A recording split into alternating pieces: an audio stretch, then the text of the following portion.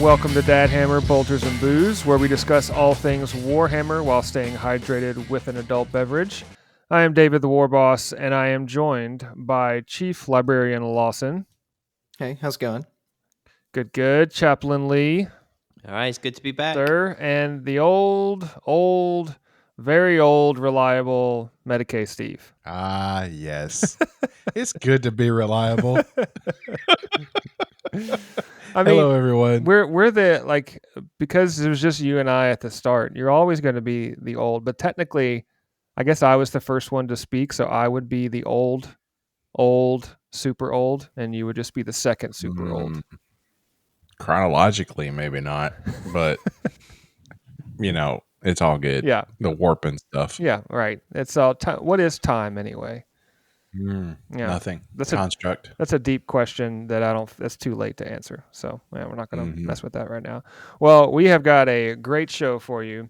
We're going to talk about a recent review that is posted on our YouTube channel for the Baron of Dice, the dice products, lots of different types of dice on their website, so check them out. But I've got a full review that I'm just going to hit the highlights. We did a YouTube full-length YouTube review, so I'll make sure you check that out, but we're going to talk through a couple of things there.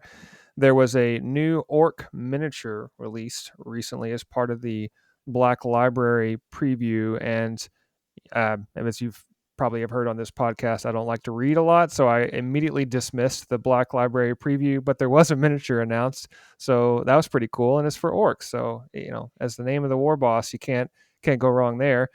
And then we will wrap up the show with some listener submitted questions. Pretty cool. We got some good stuff coming in, and we're going to talk about suggestions for non-players that have yet to play Warhammer, how to get them involved, and then also how to do some basing of your miniatures, a little basing 101. And these are both submitted from our user base, our listeners, so pretty cool. Thank you so much for listening to our show. If you like what you're hearing, make sure to rate, follow, and subscribe on Spotify and Apple Podcasts, wherever you listen. You can find us on our website, dadhammerpodcast.com, or on our YouTube channel. I am posting now lots of videos. We've got a lot of cool shorts on there, full-length stuff. And then also our Instagram account has been pretty active with a lot of new pictures and questions that are out there for the community. So be sure to check that out. But first, we're going to start with the most important part of every Dad Hammer podcast, and that is, what are we drinking? I will go first because I'm the one that's talking, and therefore I could just say that I'm going to go first. I am drinking a beer, a fine Southern beer, and it is a Yeehaw beer because I live in Nashville, and that's just what you do. And this one, even more so, is right up my alley because I live a little bit out in the country for some anyway. It's called a Chillbilly Cold IPA, and it's got a skeleton on it with a banjo sitting next to an old tree stump. And it just makes me feel like, that's probably somebody right down the street for me. But it's good. It's just an IPA, and I've never had this one before. But sometimes you go to the grocery and you pick up an IPA, and they all just kind of taste the same. So, but this one's good. If you haven't tried the Yeehaw beer and you're in the Nashville area, definitely check it out. It's good stuff.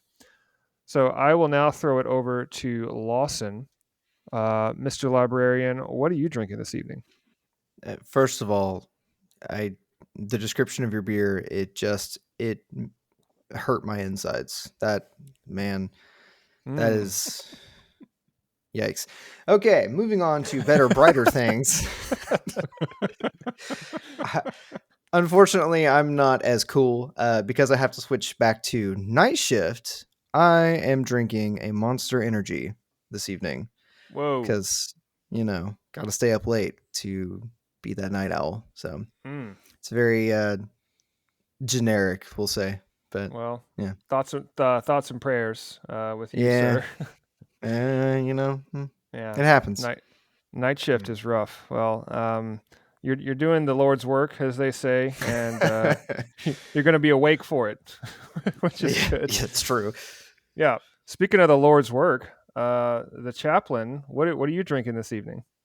I'm drinking A sleepy time tea. I went with the old faithful.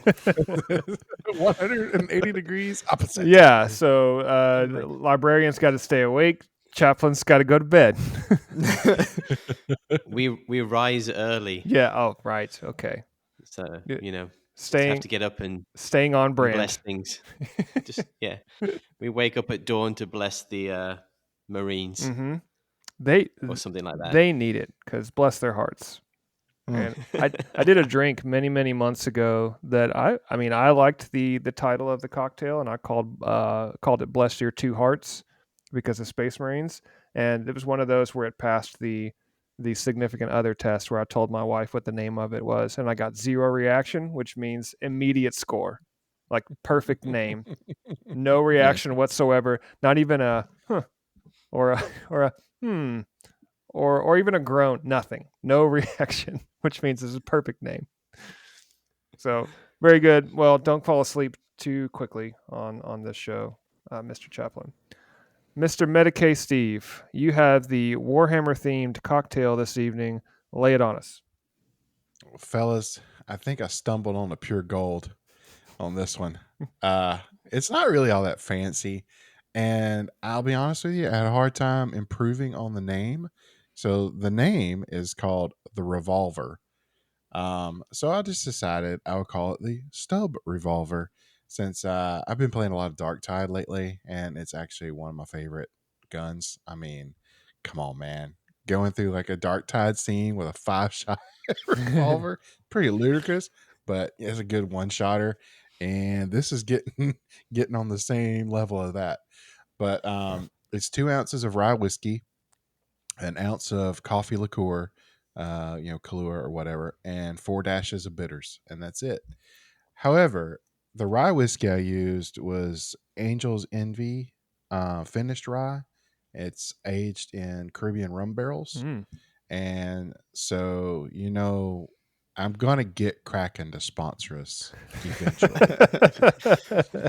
But they have the espresso black spiced rum. Yeah. So it's actually their coffee liqueur. So I use that, and man, this thing is good. This is a really, really good beverage. So really glad I found it. Very good. It's nice and dark, kind of like a mahogany. Yeah. It's as beautiful as it is stout. You need to get a Kraken tattoo. At this point, a face tattoo. Okay. I think that's that's the next level. It's you take the Mike Tyson route and just put it on the. Don't put it right on the forehead. Put it on the side.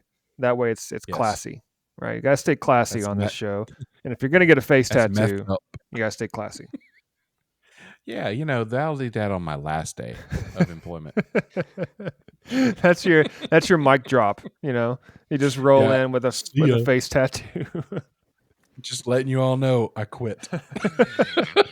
at work and at life. That's what that is usually what a face tattoo indicates. Shout out to anyone with a face tattoo that's listening to this. Apologies. Yeah. All right. Well, enjoy your cocktail, gentlemen. Cheers and bottoms up. Cheers. Cheers, guys. Cheers.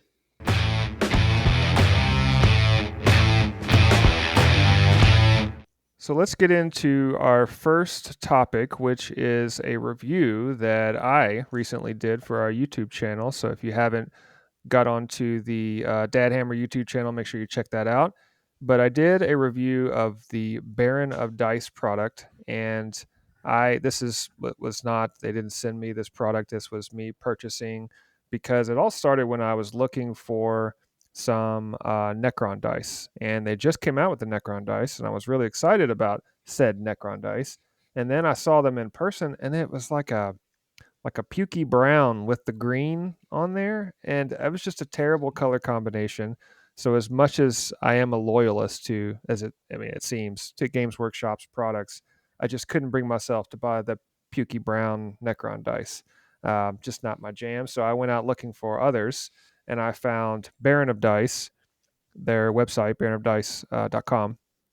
And I got a set of the Necron dice, put that in my cart, and then I found 2 others, one for the Stormcast Eternals and one for Skaven and the Age of Sigmar. So I went a little bit of the Age of Sigmar route on this as well. So I bought 3 sets of dice, and I did a review. So I'll say right off the bat, if you are someone that's looking for army or faction specific dice, like this is the place for you, because I'll preface that by saying, do you need army specific dice or fancy dice? No, you don't need them at all. But do you need them? Yes, absolutely. Yes. Yes, but what's not good though is buying the collector's edition of the Codex, as we well established. But fancy dice with new colors, totally justified, right? Lawson, correct? Wrong. It's the same. Oh Lord. So I mean, I really liked these their products. I mean, I'll just go ahead and say that when you get these dice in, they come in a really really nice tin. I was surprised. I mean, it shows on the website, so it's not like I was shocked. But I think what I was surprised with is the quality of the packaging. They have a nice insert foam where the dice are really packed in there. So that is also is a pro and a con. One of the cons is that it's a little difficult to get the dice out initially, and I handed them over. I've given them to other people to check them out, and they like take 10-15 seconds just to get the dice out of the box. So that's a good thing because it keeps them tight in there, but takes it a minute to get them out. The good part of that though is that you don't need a dice bag, because with the Games Workshop dice, they come in a little prepackaged deal, and then once you take them out, where do you put them? So the tin coming with it is nice, and you get all of that for $32 USD, and you get 25 dice. So it's about on par with the official Games Workshop dice, except you get the tin along with it. So you're paying at roughly the same price for faction army specific dice, and you're getting the tin to come with it. Personally, I think that the product itself is really really high quality.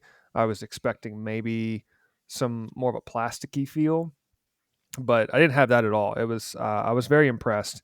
So packaging, the tin that comes with it, the weight of the dice is good, very similar to what Games Workshop produces. And the other problem for someone like me who likes to collect dice is that Games Workshop does these in limited runs. So when they put out their army specific dice, once they sell them, they're gone. They end up on eBay for like way too much money. So unless Baron of Dice goes out of stock, these are always going to be there. So pretty cool. I end up giving the dice from a rating system. We do a 5-point rating scale. I gave it a 4.5 out of 5. Highly recommend the dice, quality product. So definitely check that out. I did want to ask, just Lawson, you've got some fancy dice, but I don't.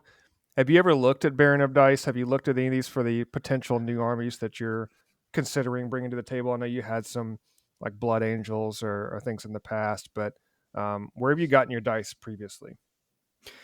So all of my dice either were stolen from other board games, as one does. Once I graduated from thieving from other board games, I went to. Oh man, it's been so long since I bought them. It was a webs. I'll have to look up the website. I don't remember. I bought a bunch of my dice from a website, and they just came with a bunch of different, really weird, cool looking symbols. It was similar to Baron of Dice, but they weren't Warhammer exclusive. And I've really liked those. However, I've heard of Baron of Dice a lot. I mean, even before you kind of did a review of them, I'd heard the name before and had kind of thought about it, but never really gone down the rabbit hole.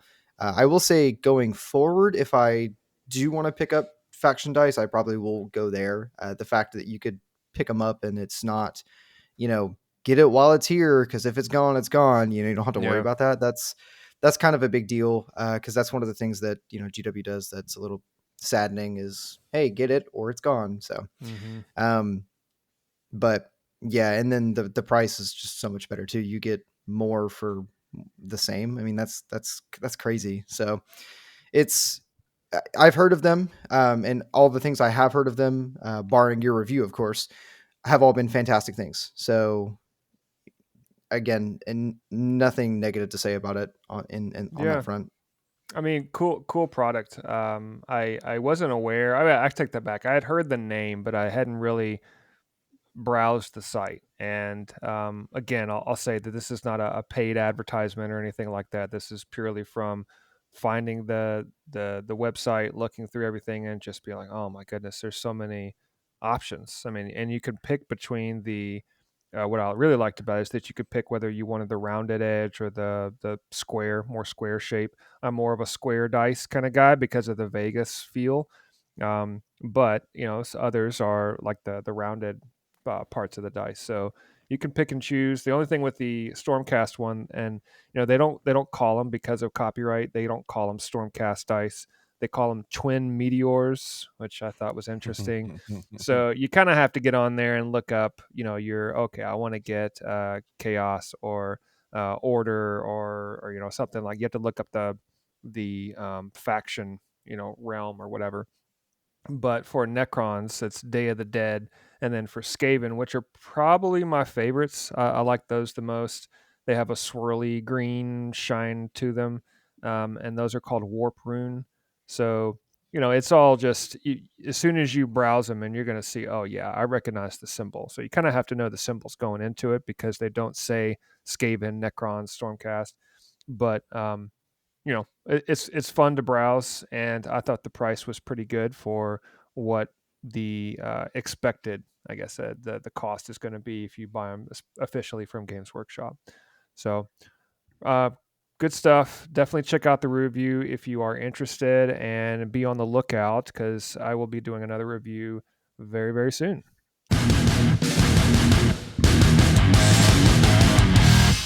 So let's now move over to some news. The news is starting to trickle towards the end of the year. Games Workshop, or I guess just Warhammer now. I don't know if we could officially still call them Games Workshop, but until they really change their name, I'm just going to call them Games Workshop GW. But they are focused really on the first of the year of 2024 now, and so there's not going to be much news other than maybe some free scenarios or some articles or something for new players, things like that. But they had a Black Library preview where they released a new orc model. And I mean, anytime they come out with an orc model, it's not just because I play orcs and I like orcs. There's always some comic relief to them. They always just do something funny. You got the Red Gobbo, and they did the Goth Rocker last year. There's always just some kind of humor that comes around out of orcs, which I think is awesome. One of the reasons I like them so much. But the Black Library preview, they released a new book with orcs, but reading. Who wants to read? A lot of people do apparently, but I don't. And so I saw the model, and the model is a Bad Moon Warboss, I guess, and I'm gonna butcher the name. Uthak Blackhawk or Uthak or Uthak. I'm gonna go with Uthak Blackhawk, but cool looking model.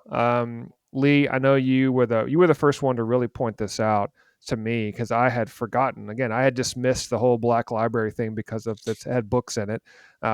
But you were like, "Hey, there's a new orc model." What were your initial thoughts of this guy? I mean, I think it's great.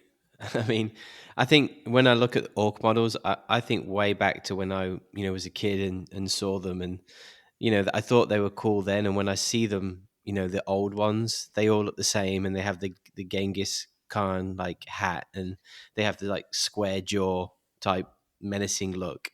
But I definitely think the orc models have just leveled up so much in the sculpt, and this is just funny.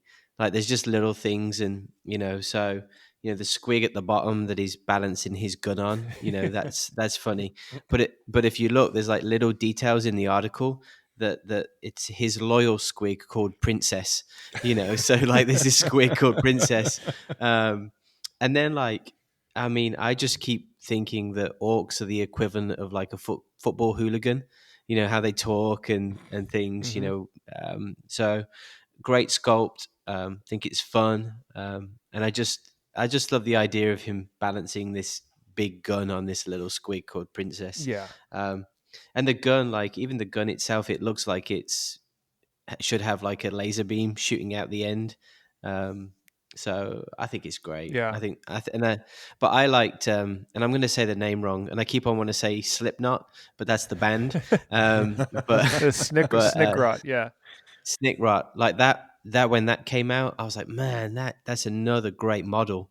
But again, you're playing orcs, and I'm like, I don't want to. You're not allowed to like it. Well, I Yeah. think the just the lore and the look of orcs and what they've established allows them to do so much with it. I mean, that they're very flexible. That you're not restricted to, like with Space Marines, you have to have a certain look. They have to look a certain way with the armor and clean lines and all that. And orcs, all bets are off. You could literally do whatever you want. You could throw a squig on top of somebody's head and have them screaming and holding 4 sticks of dynamite while the orc has, two big choppas in his hand and jumping out of a moving van, right? I mean, you could do all those things, and it's totally cool because it's orcs and very similar to like Mad Max, which I think is awesome. So I really like this model. I liked that they had the melee.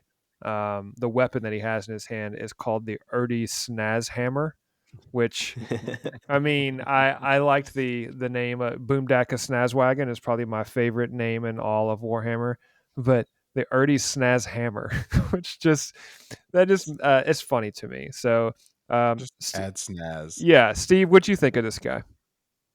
I thought it was great. I think the level up.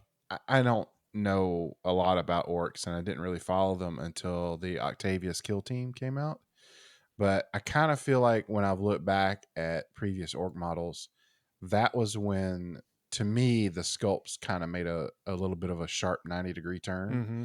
I felt that the orcs that were in that box set, they just stood out from the rest of the army. You know what I mean? They had that, I don't know, grungy, looked like some Eastern Bloc guys in tracksuits, fighting dirty kind of look, and I don't know. I just liked it, and this kind of brings in that feel to it. They look like the Orc Commandos from the Octavius box set for Kill Team. Mm-hmm. And I'm like, Lee, I keep finding little details. I'm like, I want to know what the little brake lever on the hammer does. Yeah. I, Stop it. I mean, doesn't it doesn't slow it down?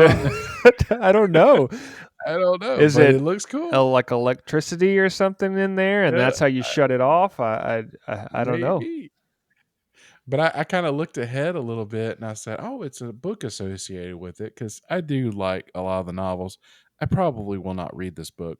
Don't get me wrong, but I couldn't think of two different character factions than to throw orcs into Kimura with a bunch of Dark Eldar or Jukari. You know what I mean? Mm-hmm. I'm like, what is going to happen in that book?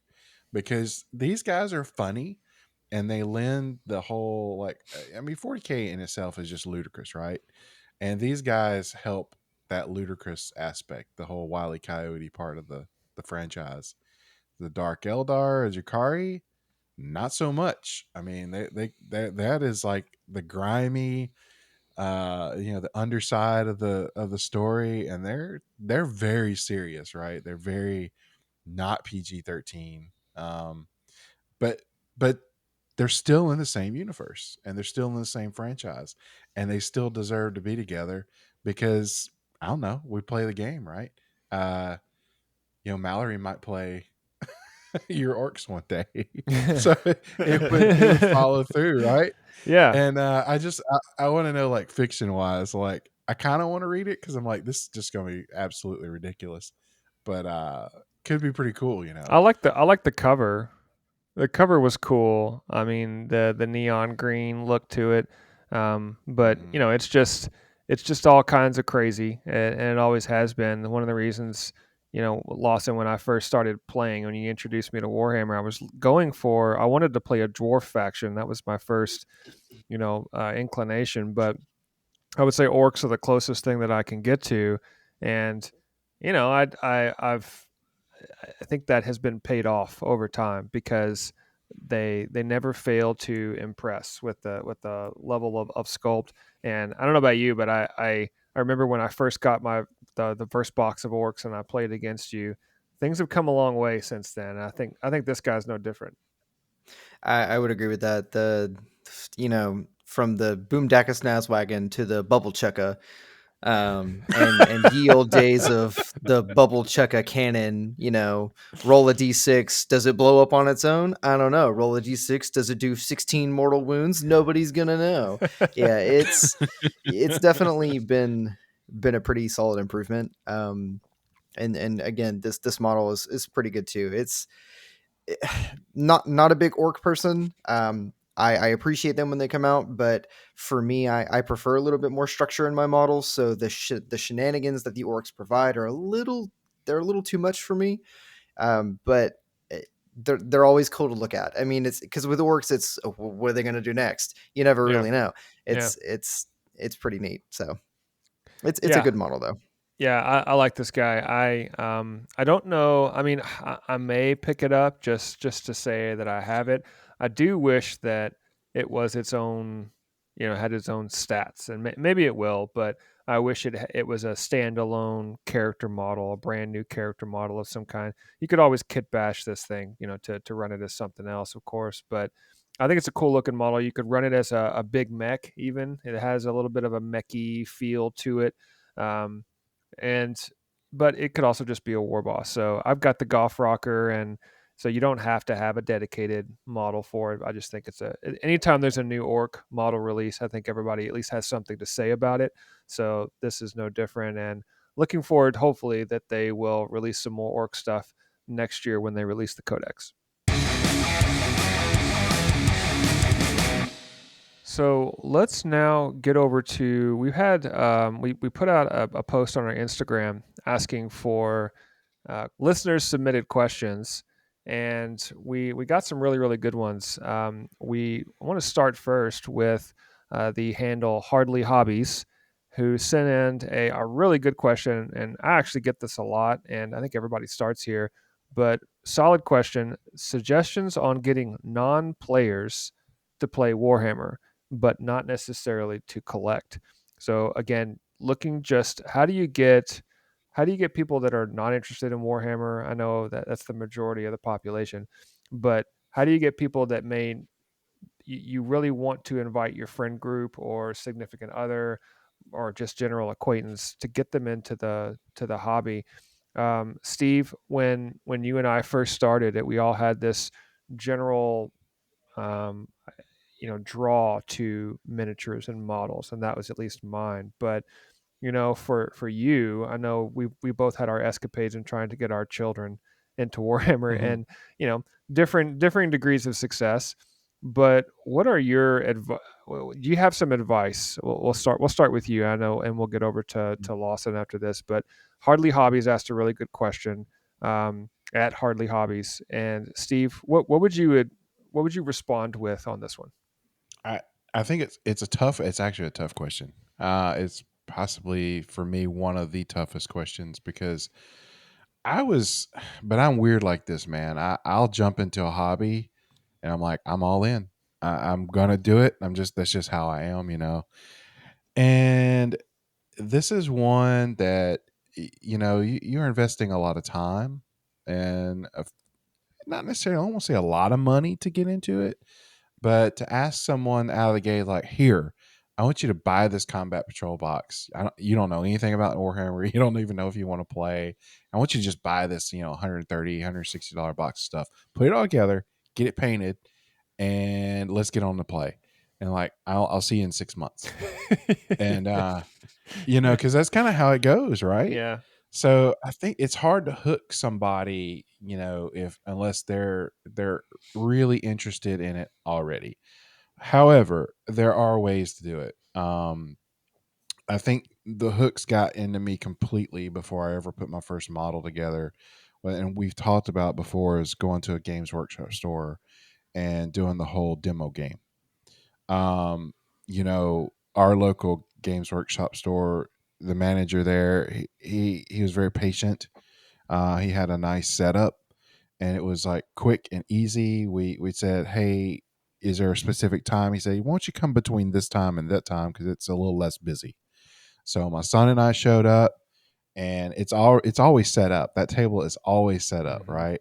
And he kind of dumbed down the rules, walked us through everything, and within an hour, I think I left $150 poorer, and at least, and we had a blast, and it was very easy. That to me is the easiest way. Now that's assuming you have a store close to you. If you don't have access to that kind of goes out the window. But I don't know. How do you guys feel? I feel like most large cities or even smaller cities, you're going to have a local gaming shop of some sort.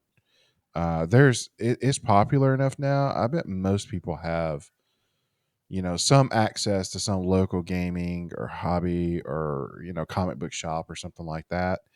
And you may not be able to walk in the door and play a game that day, but I bet you could walk in and talk to whoever owns the store, is running the store, and get something set up.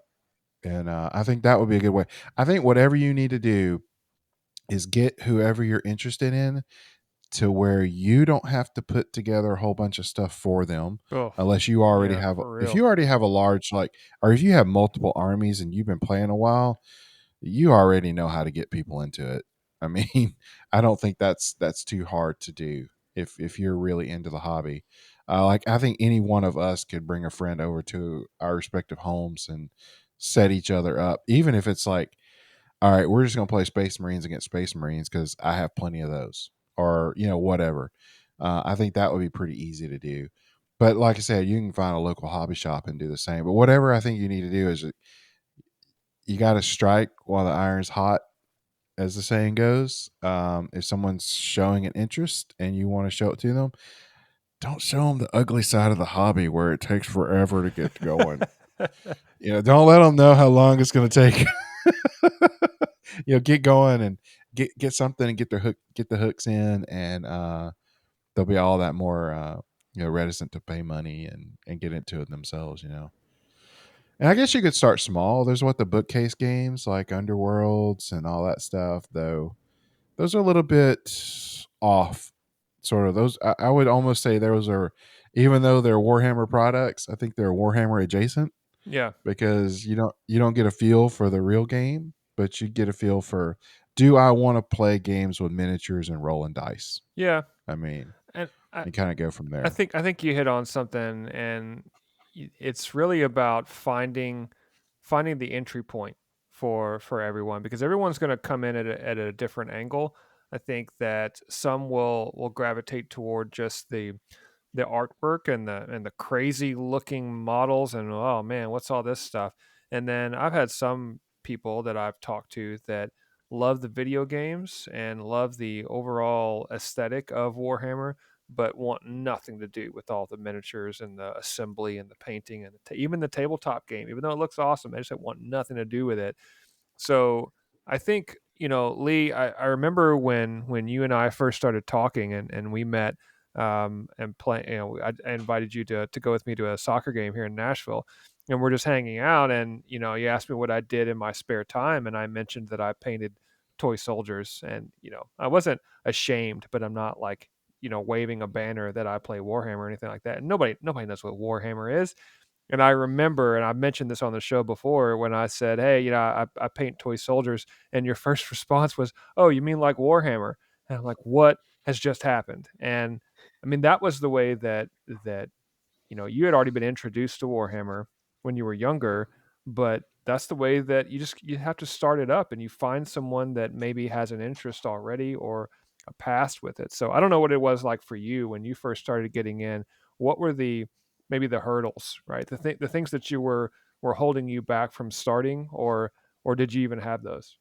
First of all, the question I want to ask was that moment when I said like Warhammer, was it like Step Brothers where he went, did we just become friends? 100%.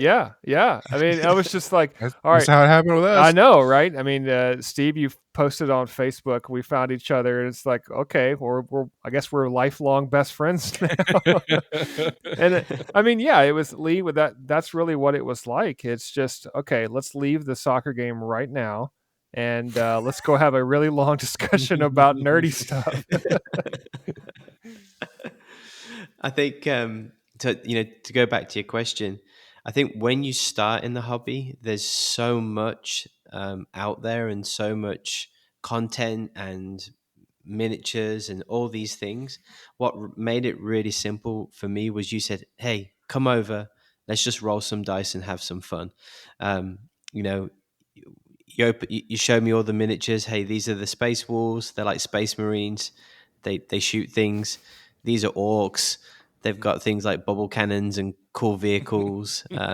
These are Necrons. They're kind of like Terminator. They just keep coming at you and reanimate. And I was like, oh, cool. I'll go with the Space Wolves. And it was really simple. You set the game up. I think it was 500 points, kept it really low. And we just have fun. Yeah. I think playing against orcs was fun because they die really easy. I'm offended. Like, I'm offended immediately. Yeah. But then playing against Necrons back in 9th, it was like they die and they get put back together and you're like, no. But I think for me, it was the act of playing the game that really just helped spur it on. It was kind of the equivalent of, I think by the second or third game, when I started to get the game, it was the equivalent of a kid riding a bike, really shaky, really wobbly, but I'm doing it, when I was remembering dice rolls and stuff. So for me, I think any person that's looking to get a friend involved, if you've been in the hobby for some time, you've probably got enough to play a faction versus a faction, a combat patrol versus a combat patrol. Like, start there, start simple. They don't have to paint them. You've already done the hard work. Just have fun. Don't get bogged down in the rules. Laugh and joke about it. And then I think grace is a really key in the beginning. Like, they're going to make mistakes. They're going to forget charge rolls. They're going to forget, what dice does what. They're going to forget about AP and invulnerable saves and all those things, and that's what you really helped me with, was like, you were like, hey, you probably need to do this or try this, and that really helped me enjoy the game. And then there came a point where you were like, I'm not helping you anymore. You've passed the the entry level. But I think for some people, it's just rolling the dice and having fun. Yeah. And that's it. And that's the hook. And then the entry level, and we've said this time and time again, the entry level place for any beginner is combat patrol. Mm-hmm. Don't buy a ton of models, buy a combat patrol, start there, and then build from that. So yeah, that was my take. Yeah, I think too, it's important to find out, and just thinking about our listener who is looking to maybe get someone who just has either no interest, or maybe they don't even know what the game is, or they've heard about it. They need to be introduced somehow. So my advice, I think everything we've said so far is really, really solid. My advice would be to find out what games they currently like. Are they just into video games? Do they like board games? Do they like miniatures? Are they just more of a card player? I mean, I go into some of these game stores and it's all Magic the Gathering and Lorcana, however you say it, and it's all these cards, and I just have zero interest in cards. I want tangible miniatures and buildings and things like that I can manipulate and look around on a table. And I think if somebody has an interest in that, maybe they're coming from Dungeons and Dragons or one of the Star Wars games, and they just like the look of small miniature figures on a table. That is a thing that drew me into the game initially. But what hooked me, and Steve, you mentioned this too, what hooked me was the actual game, the strategy and the depth of it. But I did the same demo at the Games Workshop store. And when I got the demo, they didn't go through every single nuance and all these extra rules. They just told me, like, hey, you need to get from point A to point B, and these are your weapons, and you need to roll these dice, but this is why you need to roll those. And that for me was like, oh, now I see the nuance, and I can attach, other models or other units to this to make them better. And then when we played, I played a first game, and Lawson, I played against you originally, and I got absolutely destroyed. But I'm like, okay, but you were so good at like helping me understand why that. The same thing I did for Lee. It's like you help me understand why this happens. Why? Okay, you don't want to put all the orcs up front, and they're not going to shoot. You don't want them shooting. That's more of an afterthought. So just helping someone understand, but you got to get them in the door first. You got to get them interested in the game itself. Once they're interested in the game, then you've got the hurdle. This is the biggest hurdle: is the building, the collecting, the painting. um, for someone like me, I didn't really care about the building and the painting. It was a means to an end. I just wanted to get to the table. I just wanted to get the stuff. So the game had to be worth it for me to go through all the labor, essentially, to get to that point. So I think you gotta, maybe to really answer the question, and Lawson, I'm definitely interested in your take, is and where you're coming from the, I guess, being the veteran that's played the game the longest I think out of all of us. But you know how understanding where I'm coming from and my desire to play the game, what do I need to get into before I can get to buying my first box and things like that. So what are your thoughts when I first approached you about Warhammer, and I remember that, what would you suggest at trying to tackle this from our listener? Well, the way that it was kind of broached with us was very similar to you and Lee. It was, hey, what do you do in your free time? Well, and like you, I did not want to wave the big Warhammer flag that said I paint Warhammer, because then I'm prepared for the question that's what's that, and then I'm like, oh man, where do I start? So I pitched it the same way you did, and for someone who has no idea what it is, I think that's a really good pitch. I paint and build these figures that I use in like a tabletop game.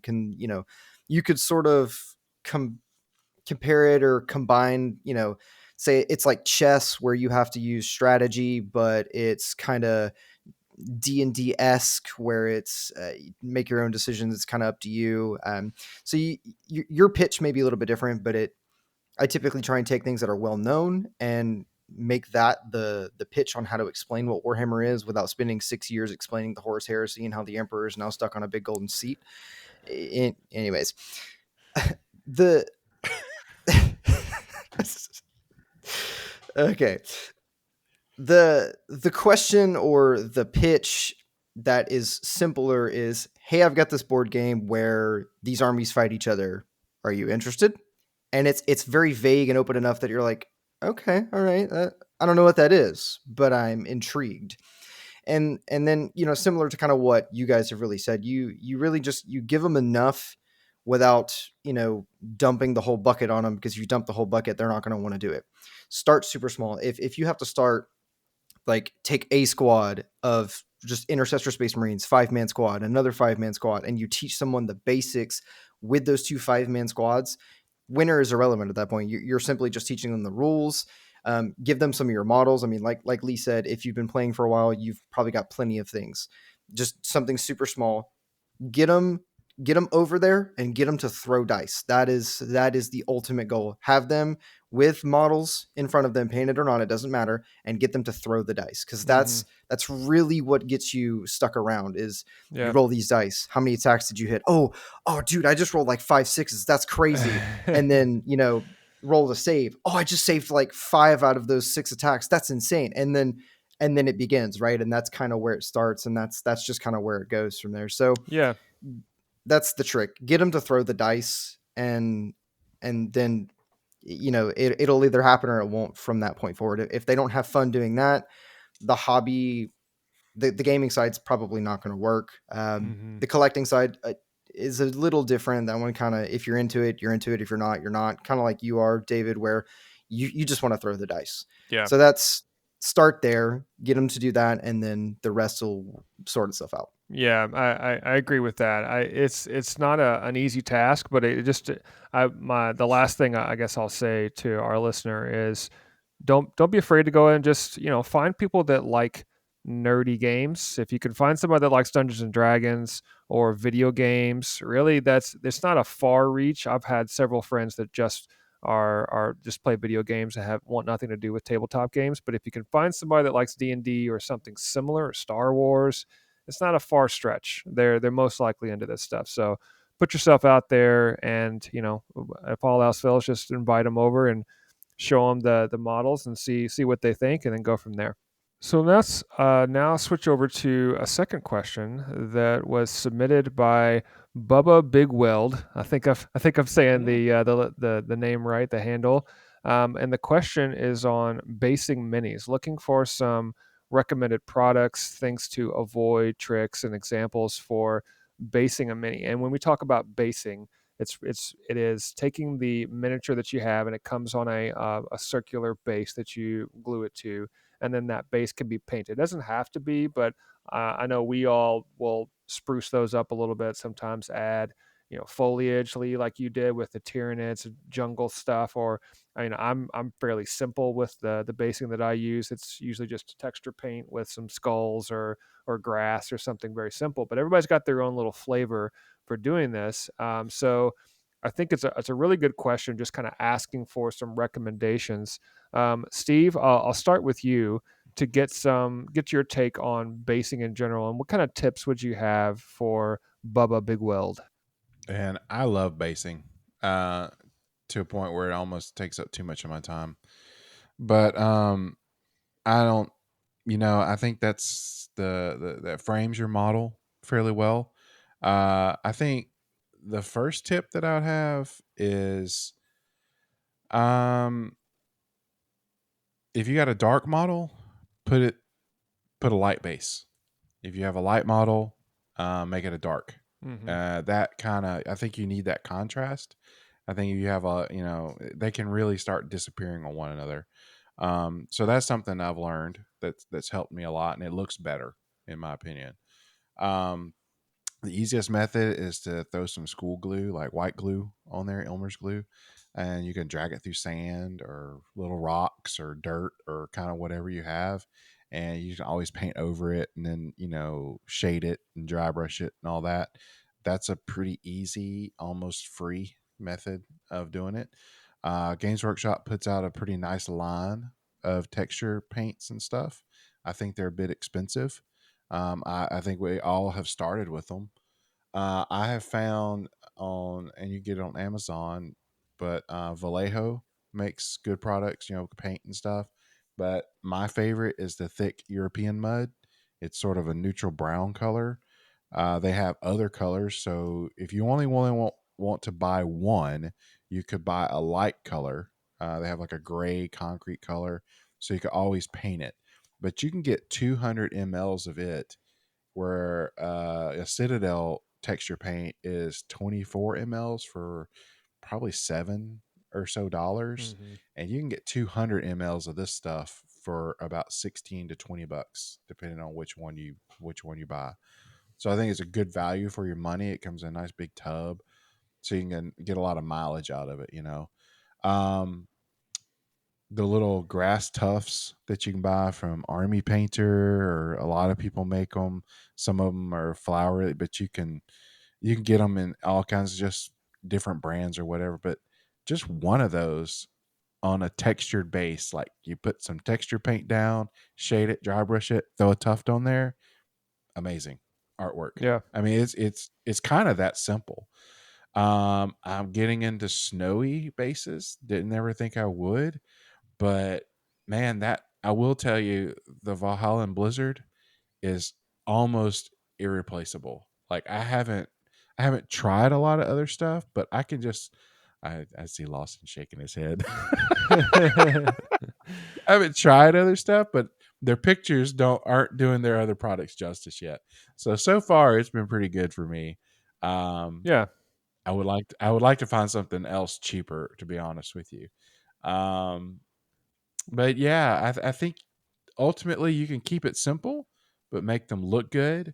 I think play and experiment with colors and textures, and you can like I said, you can always use your painting to get what you need, as opposed to the product itself. Just texture and contrast are my two biggest uh, pieces of advice, Yeah, I, essentially. I would also say too, because I did Space Wolves and I put snow all over those things. So I did a bunch of that.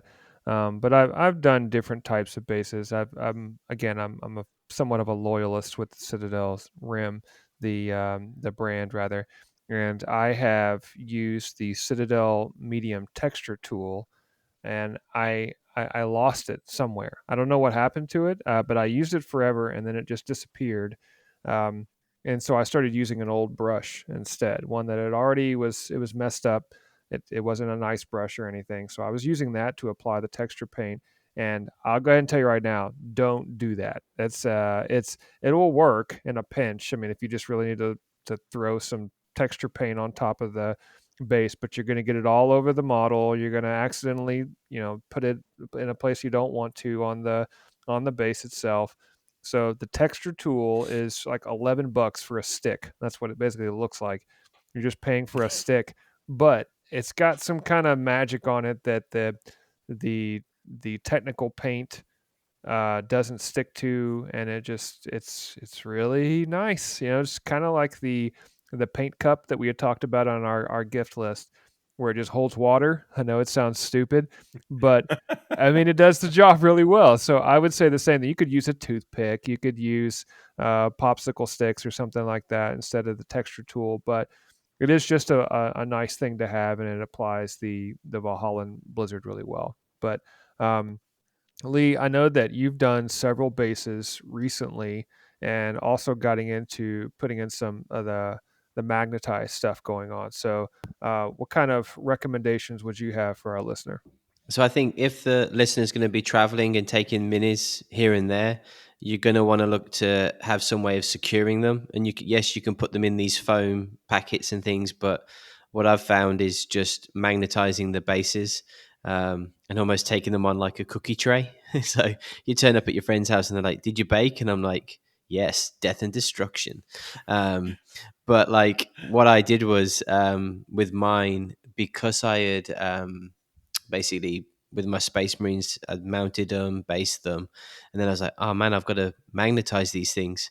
So I ended up having to build almost like a contraption that held them upside down so I could glue magnets on the base. And then I just had a simple thought, maybe if I'd started off with this, then it would be a lot easier.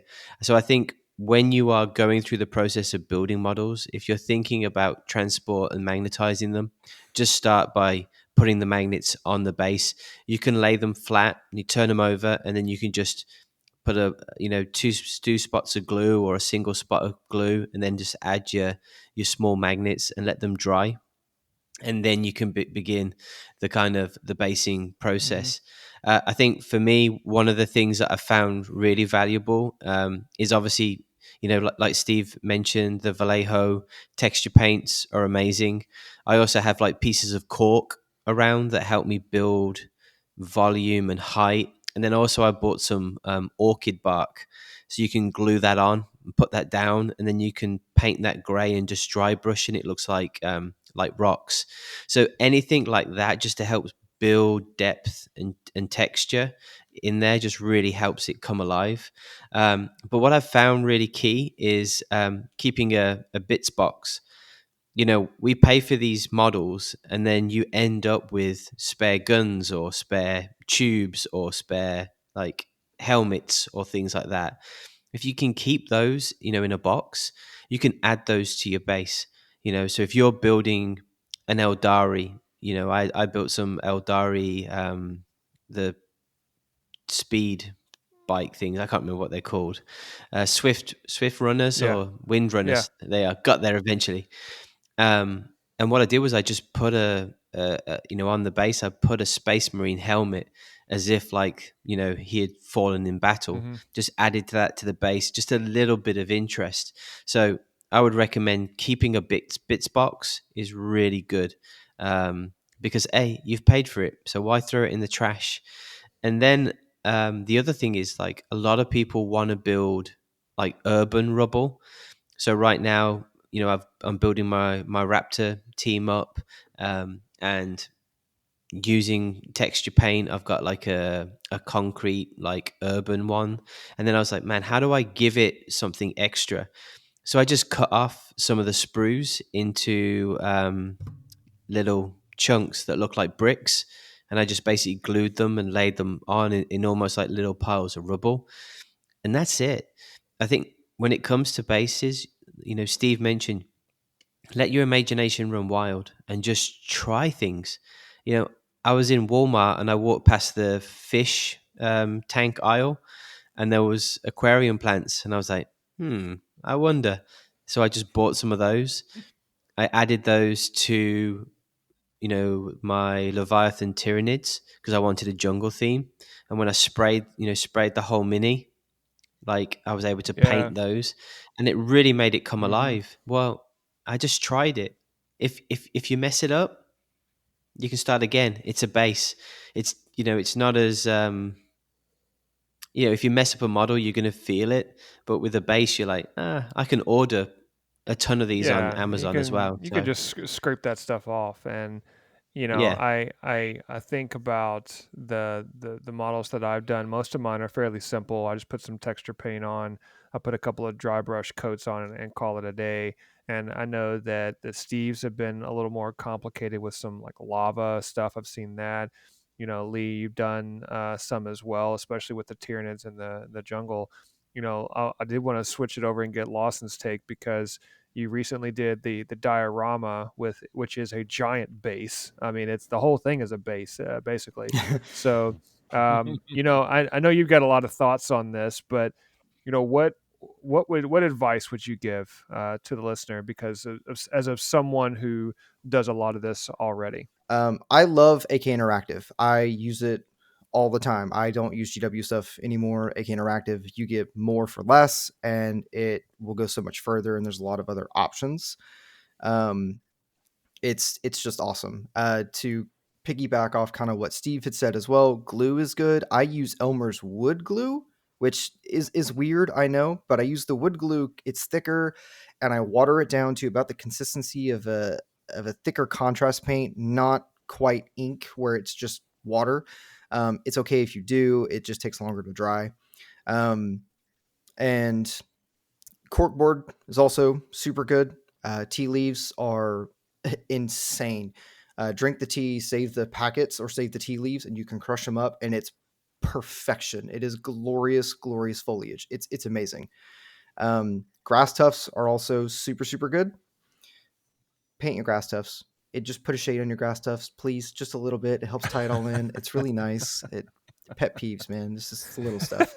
It's the little stuff. And then we're passionate here about different things. oh man, I could talk about basing for hours. 4 hours. Basing is so cool. You can do so much amazing stuff with it.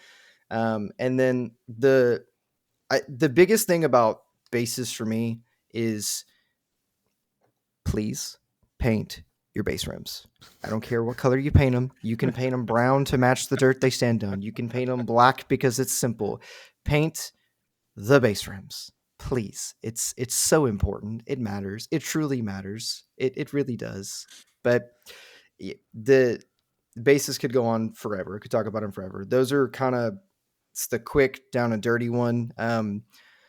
I would say keep your eyes open for a write-up on some bases. I'll try and write something for the website and give you a little bit of a breakdown. I made some neat jungle bases. I'll take some pics and post some pics about the jungle bases I made and kind of the breakdown of that and the steps I used, because it was super helpful. And all the stuff that I just mentioned, I use on those bases.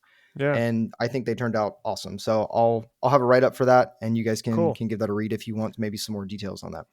Yeah, awesome. I think, well, first of all, thank you for the spirited comments. I think the Monster Energy has fueled the fire. Where what's funny is that I think all of us are very passionate about different things within the Warhammer hobby, and we all have our little pet peeves. And I always find it funny whenever those come out in the podcast.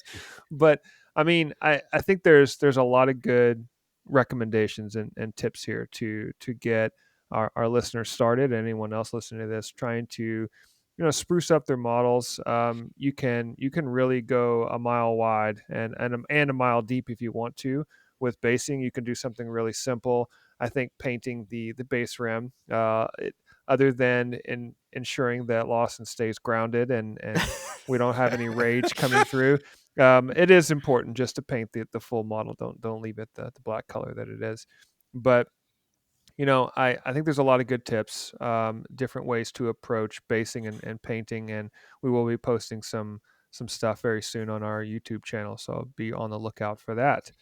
So I'd like to say thank you to the listeners that submitted some questions. We did it on fairly short notice, but I really appreciate the good questions. They were really insightful and good topics for us to discuss. If you have anyone listening to this, if you've got additional items or topics that you would like for us to discuss, make sure that you throw something on social media, Instagram, Facebook, Twitter /X, I guess it's called now.